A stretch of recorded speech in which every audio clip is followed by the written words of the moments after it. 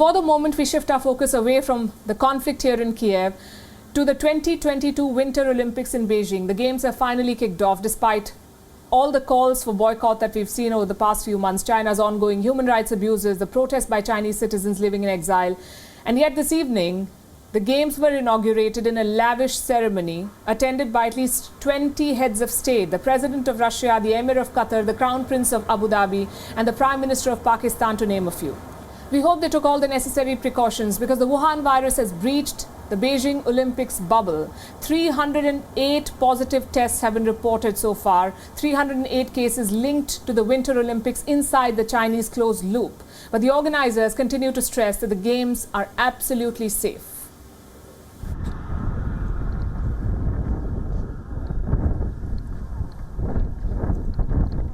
Little anticipation, fewer attendees, no freedom of movement, absolutely no snow, but plenty of criticism and outrage.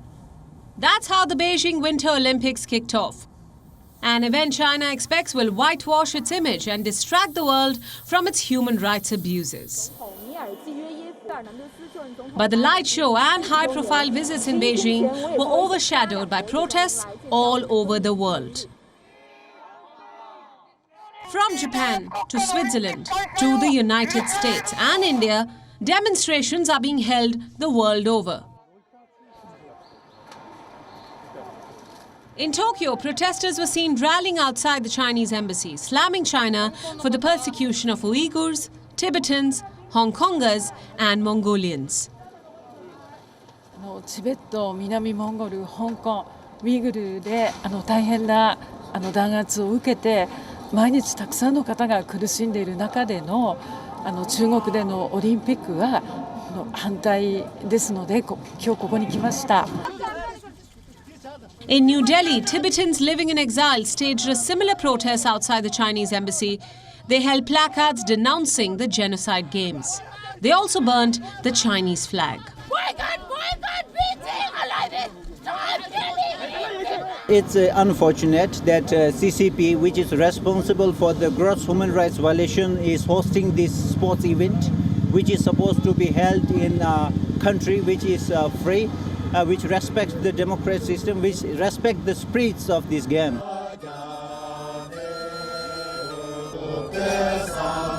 In San Francisco, a coalition of groups consisting of exiled Tibetans, Uyghurs and Hong Kongers staged a demonstration at the iconic Golden Gate Bridge.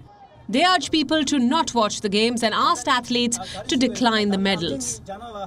So that's why we are today here to urge the international community not to participate, even if you participate, and to urge the athletics to not to accept the what we call a bloodshed medal.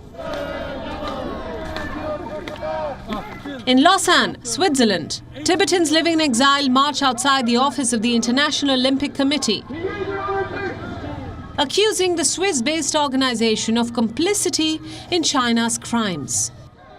We are against IOC granting this precious game to a country, to a regime which is a dictatorship rule, which doesn't respect any rule of law.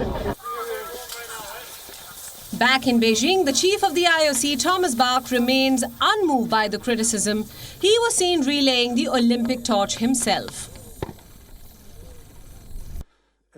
When confronted on China's human rights abuses and its attempts to politicize the Winter Olympics, this is what he had to say. And with regard to your second question, the Uyghur population, there, again, the position of the IOC must be, given the political neutrality, that we are not commenting on political issues, because otherwise, if we are taking a political standpoint and we are getting in the middle of tensions and dispute and confrontations of political powers, then we are putting the games at risk.